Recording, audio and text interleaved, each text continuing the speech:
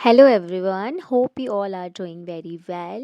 Today we are going to discuss the first chapter of geography of class 10th. तो सबसे पहले इस chapter का नाम है रिसोर्सेज एंड डेवलपमेंट। तो इसमें हम डिस्कस करने वाले हैं कि रिसोर्सेज क्या होते हैं, उनका डेवलपमेंट क्यों इम्पॉर्टेंट है, उन्हें कंजर्व करना क्यों इम्पॉर्टेंट है, क्लासिफिकेशन ऑफ रिसोर्सेज के बारे में। ठीक है, तो सबसे पहले हम इसमें ये बात करते हैं कि रिसोर्सेज आखिर होते क्या हैं। तो रिसोर्सेज हर वो एक चीज़ है जो हमारे इन्वायरमेंट में अवेलेबल है और हमारी नीड्स को सेटिस्फाई कर रही है। ठीक है, वो हमारी सनलाइट भी हो सकती है नेचुरली, और हमारी जो बिल्डिंग्स हैं जो कि मैन मेड हैं वो भी हो सकती है। और रिसोर्सेज के होने के साथ साथ ये तीन कंडीशंस जो है रिसोर्सेज के होने पे होनी चाहिए। इसका मतलब ये है कि जैसे हम सबसे पहले बात करते हैं टेक्नोलॉजिकली एक्सेसिबल। इसका मतलब अगर कोई भी रिसोर्सेज है अवेलेबल है तो हम ऑब्वियसली कोई रिसोर्स है जैसे सन लाइट है, हमें रियलाइज़ हुआ कि अब सनलाइट से हम सोलर एनर्जी जनरेट कर सकते हैं। उस सोलर एनर्जी को जनरेट करने के लिए हम टेक्नोलॉजी का सहारा लेंगे। तभी तो हमारी जो हमें सोलर एनर्जी से क्या मिल रहा है, एक एनर्जी जो कि मतलब बेसिकली लाइट मिल रही है, लाइट्स में हेल्प कर रहा है, तो हमारी जो नीड है उजाले की उसको फुलफ़िल कर रहा है। तो टेक्नोलॉजी एक्सेसिबल होनी चाहिए, इसका मतलब अवेलेबल होनी चाहिए और इजी टू यूज़ होनी चाहिए। एक कोई हाई लेवल की टेक्नोलॉजी नहीं होनी चाहिए जिसके लिए हमें स्पेशल स्किल की ज़रूरत पड़े। दूसरा, इकोनॉमिकली फिजिबल होनी चाहिए। इसका मतलब है कि हम जो लोग हैं इसे अफोर्ड कर सके, इतना हाई कॉस्ट भी नहीं होना चाहिए कि हम उसे अफोर्ड ही नहीं कर पा रहे हैं, और वो हमारी नीड को फिर कैसे सेटिस्फाई करेगी। ठीक है, तीसरे इसके साथ आता है कल्चरली एक्सेप्टेबल होनी चाहिए। जैसे इंडिया के टर्म्स में हम बात करते हैं, अगर काव को एज अ रिसोर्स हम देखें और काव के मीट की बात करें, ठीक है, वो भी एक रिसोर्स है। हम कह रहे हैं कि इससे हमें काइंड ऑफ ये न्यूट्रिशन मिलता है, तो इसलिए काव मीट को हम बढ़ा रहे हैं, उसे प्रमोट कर रहे हैं। बट इंडिया में हम काव को एज अ माँ कंसिडर करते हैं, तो ये एक कल्चरली एक्सेप्टेबल थिंग नहीं हो सकता। ठीक है, तो ये तीन चीज़ें भी हमें जब भी रिसोर्सेज का डेवलपमेंट होता है, कुछ भी होता है, तो उसमें इसको ध्यान रखना होता है। उसके बाद हम बात करते हैं इंटरडिपेंडेंट रिलेशनशिप।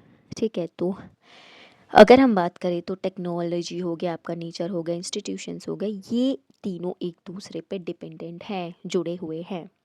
ठीक है, एक के बिना दूसरी चीज़ नहीं हो सकती। और इसके सेंटर में कौन होता है, हम एज अ ह्यूमन बींग्स, क्योंकि हम ह्यूमन बींग्स अपनी नॉलेज, अपनी स्किल्स का इस्तेमाल करके किसी भी एक रिसोर्स को, एक थिंग को जो है अपनी नीड्स के अकॉर्डिंग चेंजेस करते हैं, उसे डेवलप करते हैं। ठीक है, इसलिए हम सबसे इम्पॉर्टेंट, अगर हम रिसोर्सेज की बात करते हैं तो वो ह्यूमन रिसोर्स होता है। Got it. तो सबसे पहले हम इसमें बात करते हैं nature, technology and institution. Nature से हमें कोई भी चीज़ जो मिलती है, जैसे हमने यहाँ पे भी क्लियरली एग्जांपल समझा सोलर एनर्जी का, तो हमें सनलाइट मिली, तो हमने ऐसी टेक्नोलॉजी डेवलप करी कि उस सनलाइट को हम कैसे सोलर एनर्जी में ट्रांसफॉर्म करें। और उसके लिए हमने इंस्टीट्यूशंस का भी सहारा लिया, मतलब इंडस्ट्रीज़, फैक्ट्रीज़ वगैरह भी हमने डेवलप करी। ठीक है, तो तभी हमने सोलर एनर्जी को इतना प्रमोट किया ह्यूमन बींग्स के लिए। Got it.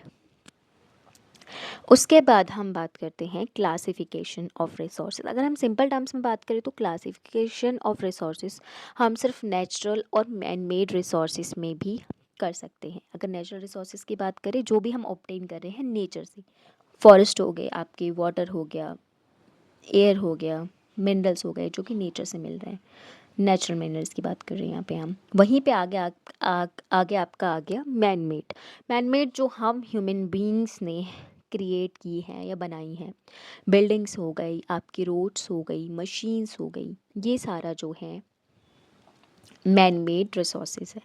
अगर हम ओरिजिन के बेस पे बात करें तो बायोटिक और बायोटिक रिसोर्सेज होते हैं। बायोटिक रिसोर्सेज मतलब जो कि लिविंग थिंग्स है, एनिमल्स, प्लांट्स, ह्यूमन बींग्स। वहीं पे अगर हम बात करें अबायोटिक, तो वो जैसे कि नॉन लिविंग थिंग्स हैं, वाटर, एयर, मिनरल, सॉयल। ठीक है, उसके बाद हम बात करते हैं एग्जॉस्टिबिलिटी, यानी एग्जॉस्ट होने के बेसिस पे भी हम रिन्यूएबल और नॉन रिन्यूएबल रिसोर्सेज में डिवाइड करते हैं। रिन्यूएबल रिसोर्सेज को रिन्यू होने में एक शॉर्ट पीरियड ऑफ टाइम लगता है, जिसमें आपकी सोलर और विंड एनर्जी है, मतलब इजीली रिन्यू हो सकते हैं एक शॉर्ट पीरियड ऑफ टाइम में। अब नॉन रिन्यूएबल जो रिसोर्सेज हैं उनको डेवलप होने में एक लॉन्ग पीरियड ऑफ टाइम लगता है, जो कि मिलियंस ऑफ ईयर्स होता है, जिसमें हम बात करते हैं कोल का, नेचुरल गैस का, पेट्रोलियम का। ठीक है। ऑनरशिप के बेस पे अगर हम रिसोर्सेज की बात करें तो इंडिविजुअल कुछ ऐसी रिसोर्सेस हो सकते हैं जो कि इंडिविजुअल की कंट्रोल में हो, उसकी ओनरशिप में हो। कुछ ऐसे भी रिसोर्सेस हो सकते हैं जो कि कम्युनिटी के बेस पे हो। कुछ ऐसे रिसोर्सेस हैं जिनकी ओनरशिप नेशनल और कुछ ऐसी इंटरनेशनल। अब इंडिविजुअल के बेस पे हम बात कर सकते हैं, कोई कार मैंने ली है, उस पर मेरी ओनरशिप है। ठीक है। कम्युनिटी में हमारे जो हेल्थ सेंटर्स वगैरह हो सकते हैं वहाँ पे कम्युनिटी यूज़ कर रही है। नेशनल लेवल पर भी इसी तरीके से हम बात करते हैं कि हमारे नेशनल रिसोर्सेस का हम इस्तेमाल कर रहे हैं। ठीक है। इंटरनेशनल लेवल पर अगर हम बात करते हैं ऑनरशिप की, तो बहुत से आपके ओशियंस वगैरह ये चीज़ें आती हैं। ठीक है। अब हम बात करते हैं यहाँ पे स्टेटस ऑफ डेवलपमेंट के आधार पर। अगर हम रिसोर्सेज की बात करें तो कुछ पोटेंशियल्स होते हैं जिनमें मतलब पोटेंशियल है कि वो एज अ रिसोर्स हमारी नीड को सेटिस्फाई कर सकती है, बस हम अपनी टेक्नोलॉजी का यूज़ करके उसको ट्रांसफॉर्म कर देंगे, एज अ रिसोर्सेज डेवलप कर लेंगे। डेवलप वो ऑलरेडी जो डेवलप्ड हो चुके हैं, जिनका हम प्रेजेंट में यूज़ कर रहे हैं। स्टॉक बेसिकली अवेलेबल हैं अभी हमारे पास ये रिसोर्सेज, बट इनके लिए हमें टेक्नोलॉजी अभी उतनी नहीं है, तो एक टेक्नोलॉजी डेवलप करके इंस्टीट्यूशन सेटअप करके हम उससे अपनी नीड्स को सेटिस्फाई कर सकते हैं। और रिजर्व्स वो रिसोर्सेज हो गए जिनका अभी रिजर्व रखा है, प्रेजेंट टेक्नोलॉजी में हम उसका यूज़ कर रहे हैं, बट साथ ही साथ हम कोशिश कर रहे हैं कि फ्यूचर यूज़ के लिए भी उसे रिजर्व एक तरीके से बचा के रख सकें। ठीक है। उसके बाद हम बात करते हैं development of resources. Obviously resources का डेवलपमेंट बहुत इम्पॉर्टेंट है ह्यूमन सर्वाइवल के लिए और एक क्वालिटी ऑफ लाइफ के लिए भी, ताकि हम एक क्वालिटी भरी लाइफ, स्टैंडर्ड लिविंग, एक अच्छा स्टैंडर्ड लिविंग फुलफिल कर सके। अब प्रॉब्लम्स क्या है कि डिप्लीशन हो रहा है रिसोर्सेज का। पहली प्रॉब्लम ये है क्योंकि हम लोग उतना ध्यान नहीं दे रहे। नेचुरल रिसोर्सेज की बात, अगर लैंड की बात करें तो क्या हो रहा है, लैंड डिग्रेडेशन हो रहा है, सॉइल इरोजन हो रहा है। दूसरी तरफ हम बात करते हैं फॉरेस्टेस की, तो डिफॉरेस्टेशन की वजह से हो रहा है, ग्लोबल वार्मिंग हो रही है, क्लाइमेट चेंज हो रहा है। तो ये सारी जो रिसोर्सेज हैं, नेचुरल हो चाहे मैन मेड हो, ये सब हमें हमारी लाइफ को, ह्यूमन सर्वाइवल को इम्पैक्ट करेंगे। और दूसरी प्रॉब्लम ये है कि रिसोर्सेज का जो एक्यूमुलेशन है, या रिसोर्सेज हैं जो बेसिकली कुछ हाथों में ही हैं, जैसे कि जिसकी वजह से रिच और पुअर का गैप बढ़ रहा है, या हैव नॉट्स की जो एक कंडीशन है वो क्रिएट हो रही है। वहीं पे हम जो है बिना सोचे समझे एक्सप्लॉयटेशंस कर रहे हैं रिसोर्सेज का अपने यूज़ के लिए, जिसकी वजह से ग्लोबल इकोलॉजिकल क्राइसिस आ रहा है, जैसे कि ओजोन लेयर डिप्लीशन हो गया, ग्लोबल वार्मिंग हो गया, क्योंकि इंडस्ट्रियलाइजेशन के बाद हमने फॉरेस्ट काटना शुरू किया, इंडस्ट्रीज़ बनानी शुरू करी, लोग जगह जगह सेटल होने शुरू हुए, तो फॉरेस्ट पे इसका नेगेटिव इम्पैक्ट भी बढ़ा। और बहुत सी ऐसी चीज़ों का यूज़ भी है जिसकी वजह से ग्लोबल वार्मिंग बढ़ी। ठीक है। तो ऑब्वियसली सबसे पहले हमारे सामने ये भी चीज़ है कि ये जो हैव और हैव नॉट्स की स्थिति है, इसको हम सही करें, इक्विटेबल डिस्ट्रीब्यूशन किया जाए रिसोर्सेज का, उन पे केवल सिर्फ कुछ लोगों का ही कंट्रोल ना हो। इससे क्या होगा, क्वालिटी ऑफ लाइफ बढ़ेगी और एक ग्लोबल पीस भी रहेगा। ठीक है। और साथ ही हमें रिसोर्स प्लानिंग करने की ज़रूरत है ताकि सस्टेनेबल एक्सिस्टेंस हम अपनी बना के रख सकें। अब रिसोर्सेज को बचाएंगे कैसे, प्लानिंग करनी पड़ेगी उसकी प्रॉपर। साथ में आता है आपका सस्टेनेबल डेवलपमेंट। अब सस्टेनेबल डेवलपमेंट का मतलब ये हुआ कि हम जो भी प्रेजेंट रिसोर्सेज हैं, कुछ भी है, एनवायरनमेंट है, उसका हम यूज़ तो कर रहे हैं, बट इस तरीके से यूज़ कर रहे हैं जिससे कि हमारे इन्वायरमेंट को नुकसान ना पहुँचे, और साथ में जो हमारे आने वाली जनरेशन है उसके लिए भी रिजर्व रह सके, उसके लिए भी चीज़ें रहे। ठीक है। इसके बाद हम बात करते हैं रियो डी जनेरियो अर्थ समिट, जो कि 1992 में हुआ था ब्राज़ील में। ये फर्स्ट इंटरनेशनल अर्थ समिट है। अब इसको अर्थ समिट क्यों कह रहे हैं, क्योंकि यहाँ पे इन्वायरमेंटल प्रोटेक्शन के अलावा सोशो इकोनॉमिक डेवलपमेंट की भी बात की गई थी ग्लोबल लेवल पर। ठीक है। और साथ ही ये डिक्लेयर किया गया था कि ग्लोबल जो क्लाइमेटिक चेंज हो रहा है, बायोलॉजिकल डाइवर्सिटी है, इनको सेव करना और ग्लोबल वार्मिंग से बचना बहुत ज़रूरी है, ताकि ये सिचुएशन इतनी ख़राब ना हो कि ह्यूमन सर्वाइवल पर बेसिकली क्वेश्चन आ जाए।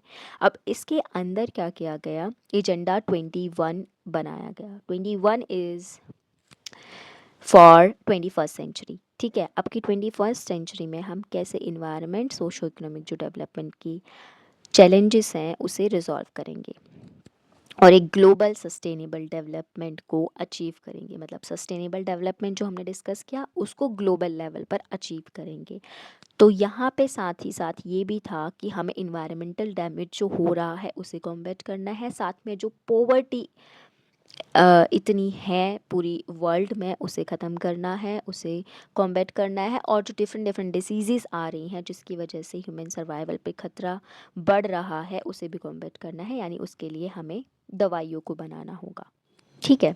और ये सारी चीज़ें कैसी होगी, आपस में ग्लोबल कोऑपरेशन रहेगा और उन चीज़ों पे जो भी कॉमन इंटरेस्ट है। पोवर्टी सबका कॉमन इंटरेस्ट है, इन्वायरमेंट को बचाना सबका कॉमन इंटरेस्ट है, किसी डिजीज़ से निपटना सबका कॉमन इंटरेस्ट है। ठीक है। Mutual needs and shared responsibility के साथ ये सारे जो वर्ल्ड की कंट्रीज़ हैं, बेसिकली यूनाइटेड नेशंस का जो भी पार्ट है, वो अपनी शेयर्ड रिस्पॉन्सिबिलिटीज़ निभाएंगी इसको, इन चीज़ों को लेकर। और साथ ही ये भी बोला गया कि लोकल जो गवर्नमेंट हैं या जो कंट्रीज़ हैं वो क्या कर सकती हैं, अपना खुद का एजेंडा 21 क्रिएट कर सकती है, बना सकती हैं कि 21 तक हम अपनी अपनी कंट्री में ये चीज़ों से उभरना चाहते हैं। ठीक है। इसको अर्थ समिट किस लिए कहा गया, हमने ऑलरेडी बात करी, और ये फर्स्ट इंटरनेशनल अर्थ समिट था। इससे पहले भी समिट हुआ था स्टॉकहोम में, जो कि इन्वायरमेंट को लेकर था बेसिकली, बट यहाँ पे हम सोशो इकोनॉमिक डेवलपमेंट की भी बात कर रहे हैं। और ये जो है बेसिकली यूनाइटेड नेशन कॉन्फ्रेंस थी इन्वायरमेंट एंड डेवलपमेंट पे, जिसे हम UNCED भी कहते हैं।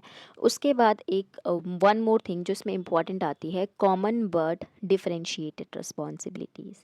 इसका मतलब ये था कि हमारा एम तो कॉमन है कि ग्लोबल वार्मिंग से बचना है, ओजोन लेयर डिप्लीशन को रोकना है, बट यहाँ पे जो हमारी रिस्पॉन्सिबिलिटीज़ होंगी वो डिफरेंशिएटेड होंगी, क्योंकि जो डेवलप कंट्री थी वो तो डेवलप कर चुकी है अपना पूरा, जब उन्होंने अपना पूरा डेवलपमेंट कर लिया है, ठीक है, तो उन्होंने तो सबसे ज़्यादा एक्सप्लॉयटेशन किया है ना, क्योंकि उन्होंने तो फॉरेस्ट काटे होंगे, क्लीन करे होंगे, तभी तो इतनी सारी चीज़ें, इतनी इंडस्ट्रीज़, इतनी बड़ी बड़ी बिल्डिंग्स वो बना पाए। ठीक है, बट और जो हार्मफुल गैसेस होती है वो सबसे ज़्यादा रिलीज डेवलप्ड कंट्रीज से हुई। अब जब डेवलपिंग कंट्रीज़ हो गई वो अपना डेवलपमेंट कर रही है, उसी जो वेस्टर्न कॉन्सेप्ट ऑफ डेवलपमेंट है उस तरफ बढ़ रही है, तो यहाँ पे डेवलप्ड कंट्रीज़ कह रही है कि हमारी शेयर्ड रिस्पॉन्सिबिलिटी रहे। तो यहाँ पे डेवलपिंग कंट्रीज़ ने ये क्वेश्चन रेस किया कि ये कैसे हो सकता है, मतलब तुम लोगों ने तो अपना डेवलपमेंट कर लिया, जितना एक्सप्लॉयटेशन करना था इन्वायरमेंट का कर लिया, उसकी वजह से सिचुएशंस इतनी ज़्यादा ख़राब हो गई है, बट अब जब हम अपना डेवलपमेंट कर रहे हैं तो तुम ये कह रहे हो कि सबसे ज़्यादा रिस्पॉन्सिबिलिटी हमारी, मतलब हम बराबर रिस्पॉन्सिबल हैं हर चीज़ के लिए। तो उनका कहना था कि ऐसा नहीं है, डेवलप कंट्रीज़ की रिस्पॉन्सिबिलिटी ज़्यादा है, क्योंकि उन्होंने ज़्यादा एक्सप्लॉयटेशन किया है इन्वायरमेंट का, और ये बहुत सी चीज़ों के लिए वो ही जिम्मेदार है।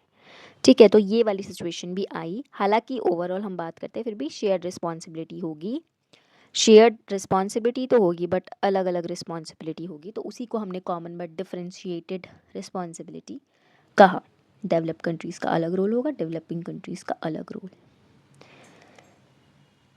ठीक है, उसके बाद हम बात करते हैं रिसोर्स प्लानिंग। अब रिसोर्स प्लानिंग बहुत ज़्यादा ज़रूरी है रिसोर्सेज को कंजर्व करने के लिए, और ताकि उसका हैव और हैव नॉट्स वाली जो कंडीशन है वो क्रिएट ना हो। तो sensible and judicious use of resources के लिए रिसोर्स प्लानिंग बहुत ज़रूरी है।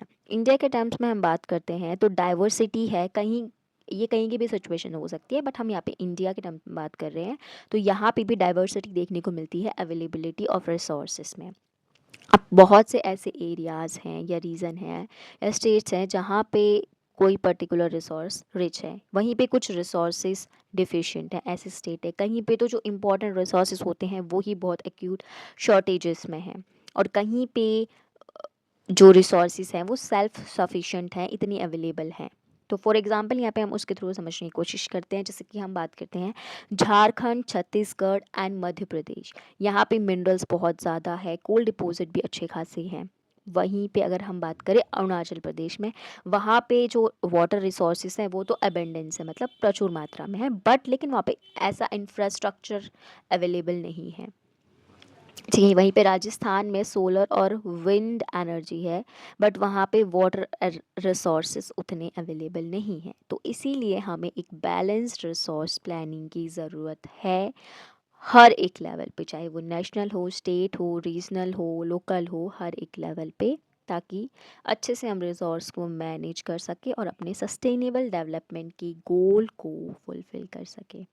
अब इंडिया में रिसोर्स प्लानिंग कैसे होती है, तो हम सबसे पहला जो फर्स्ट स्टेप होता है वो identification and inventory of resources, जिसमें हम सर्वे करते हैं, उसकी मैपिंग करते हैं कि कौन कौन से रिसोर्सेज कहाँ पर हैं, उनकी क्वालिटी कैसी है, उनकी क्वांटिटी कितनी है, उनको पूरा मेजर करते हैं। उसके बाद हम एक प्लान स्ट्रक्चर को इवॉल्व करते हैं।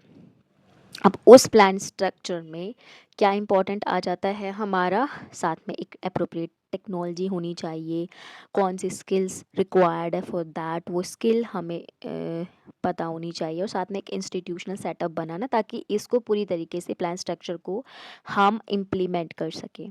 ठीक है, for the implementation institution important है, ऑलरेडी हमने रिसोर्सेज में ये पढ़ा। उसके बाद हम बात करते हैं, अब अगर हम कोई रिसोर्स के डेवलपमेंट का प्लान बन रहे हैं तो वो नेशनल डेवलपमेंट के प्लान से भी मैच खाना चाहिए। यानी कि रिसोर्स प्लानिंग, हाँ, डेवलपमेंट प्लान हम बना रहे हैं बट उससे हमारे जो नेशनल डेवलपमेंट प्लान है उस पर नेगेटिव इम्पैक्ट पड़ रहा है, तो उन दोनों का मैच होना भी बहुत ज़रूरी है। ठीक है, उसके बाद हम जैसे यहाँ पे एग्जाम चीज़ें दी हुई है जिसके थ्रू हम समझने की कोशिश करते हैं कि आफ्टर इंडिपेंडेंस हमने 5 ईयर प्लानिंग का सिस्टम अपनाया। ठीक है, 5 साल के लिए हम प्लान बना देते थे कि हम इस पे फोकस करेंगे, 5 साल तक इतना बजट रहेगा, इस तरीके से हम काम करेंगे।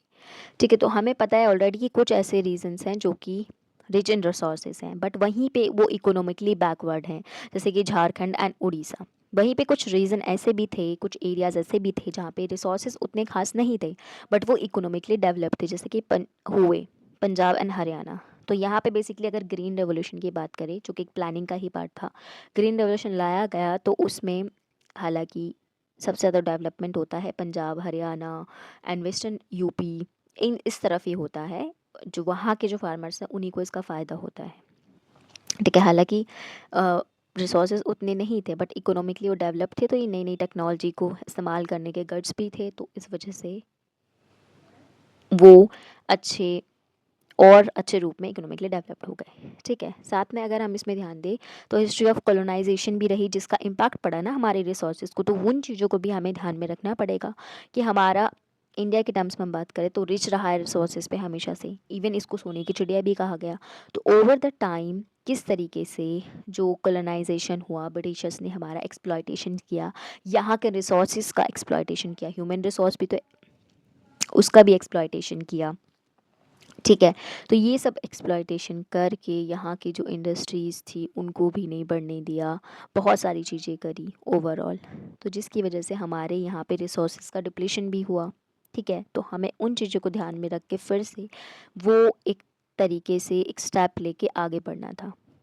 ठीक है, इसीलिए हम बात करते हैं कि रिसोर्स डेवलपमेंट अगर इंडिया में बात करें तो इस पे डिपेंड करता है कि कौन से रिसोर्सेज कहाँ कहाँ पे अवेलेबल है। टेक्नोलॉजी तो इम्पॉर्टेंट रोल निभाती ही है, ह्यूमन रिसोर्स की क्वालिटी कैसी, उनकी स्किल्स, नॉलेज, ये किस तरीके की है, और हमारे हिस्टोरिकल एक्सपीरियंसेस पे भी डिपेंड करता है। ठीक है, उसके बाद हम बात करते हैं conservation of resources. Conservation of resources क्यों ज़रूरी है अगर हम बात करें तो क्योंकि हम इरेशनल कंजप्शन कर रहे हैं, बिना सोचे समझे कोई भी रिसोर्स का यूज़ कर रहे हैं, फिर उसका ओवर यूटिलाइजेशन या ओवर एक्सप्लॉयटेशन कर रहे हैं, जिसकी वजह से क्या आ सकती है, उनकी कमी हो सकती है। अब इम्पैक्ट पड़ेगा, सोशो इकोनॉमिक पॉवर्टी आएगी, हैव एंड हैव नॉट्स की स्थिति आएगी, इन्वायरमेंटल प्रॉब्लम्स आएंगी, तो ये सारी चीज़ें क्रिएट हो जाती हैं। तो इसी वजह से गांधी जी भी कहते हैं कि there is enough for everybody's need and not for anybody's greed. किसी के ग्रीड के लिए नहीं है, बट नीड के लिए हमारे पास जो रिसोर्सेज हैं, बात करें जनरली, तो वो अवेलेबल है, इनफ है। ठीक है।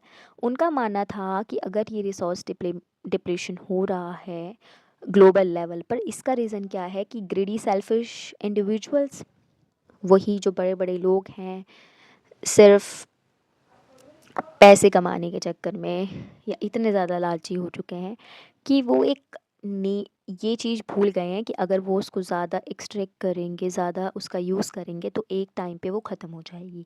वहीं पे वो जो है मॉडर्न टेक्नोलॉजी को भी मानते हैं कि इसकी वजह से एक्सप्लॉयटेशन हो रहा है एनवायरनमेंट, क्योंकि मॉडर्न टेक्नोलॉजी क्रिएट हो गया। मॉडर्न टेक्नोलॉजी के चलते लोग जो है रिसोर्सेज का इस्तेमाल कर रहे हैं, उनको इवन ओवर एक्सप्लॉयटेशन कर रहे हैं। उसकी वजह से हैव और हैव नॉट्स वाली स्थिति आ रही है, इनइक्वालिटी आ रही है सोसाइटी में बिकॉज ऑफ दैट।